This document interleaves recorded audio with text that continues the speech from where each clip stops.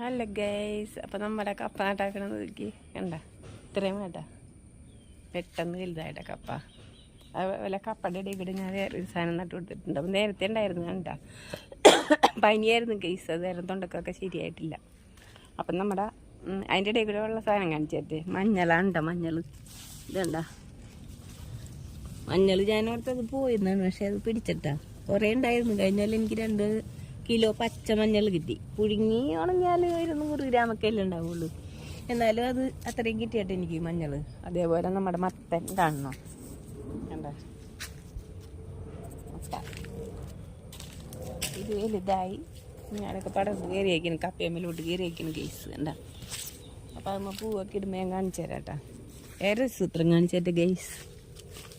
അയ്യോ, നമ്മുടെ മാങ്ങ വീണ് എടുക്കണണ്ട ഇതേ എന്താ, അവനോട് പറിക്കാൻ പറഞ്ഞിട്ട് അത് പറിക്കാതെ അത് വെറുതെ ഇട്ട് കളഞ്ഞു ഗൈസ്. മാങ്ങ ഇങ്ങനത്തെ മേടാണ് കണ്ട.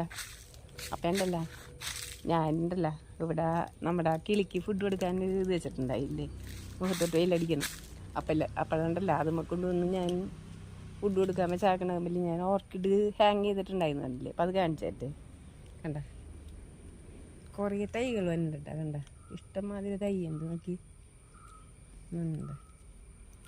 അതേപോലെ പൂ നോക്കി ഇവിടെ കൊണ്ടുവന്നിട്ട് അതേ ഫ്രണ്ടിലിടാനായിട്ട് എനിക്ക് സ്ഥലം അവിടെ ചെടികൾ തൂക്കിയിട്ടാക്കണം. പറഞ്ഞപ്പോൾ ഇഞ്ഞിട്ടിട്ടുണ്ടെങ്കിൽ പൊട്ടി താഴെ വീഴും. അപ്പം നമ്മൾ ഇവിടെ കൊണ്ടുവന്നിട്ടതാണ് കേട്ടോ. അപ്പോൾ ഇഷ്ടംമാതിരി തൈ ഉണ്ട് കേട്ടോ, തൈകൾ വരുന്നുണ്ട്.